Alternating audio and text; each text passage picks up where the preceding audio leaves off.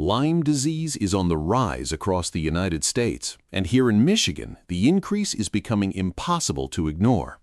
Health officials say thousands of additional cases are being reported each year, especially across the eastern U.S. But what's driving this surge isn't as simple as it might seem. Yes, more kicks mean more bites and more infections, but the real story goes deeper. For years, many have pointed to climate change as the main cause, but researchers now say the bigger factor may actually be how we've changed the land around us.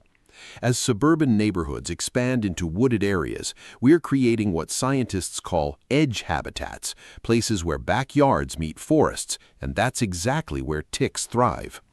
At the center of this issue is the black-legged tick, the primary carrier of the bacteria that causes Lyme disease. These tiny arachnids latch onto humans and animals, spreading infection through their bites, and their numbers are growing. In Michigan alone, hundreds of cases have already been reported early in the season, a sign of a larger trend happening nationwide. This didn't happen overnight. Tick populations have been steadily moving across Michigan for decades, spreading from the western part of the state toward the east. Now nearly every county in Michigan is considered at risk. What we're seeing today is the result of a slow-moving, long-term shift, one that's still unfolding.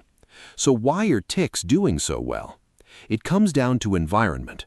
Ticks thrive in humid areas with dense vegetation, places where they can wait for a host to pass by. And edge habitats provide the perfect setup. These areas attract deer and small mammals, which ticks rely on to survive and reproduce. And now more than ever, humans are living right next to these environments.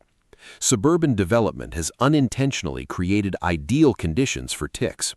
Homes built near wooded areas increase the chances of human contact, and even in neighborhoods that have been around for years, scientists say we're only now seeing the full ecological impact.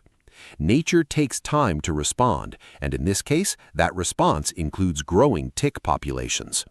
So what does this mean moving forward? Experts say we may need to adjust our habits.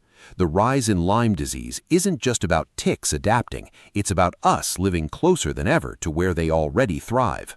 That means being more aware of our surroundings, especially in those transition zones between yard and forest.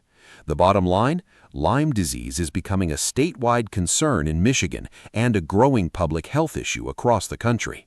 Understanding where ticks live and how our environment has changed is key to staying safe, because in this case, the landscape around us may be the biggest part of the story.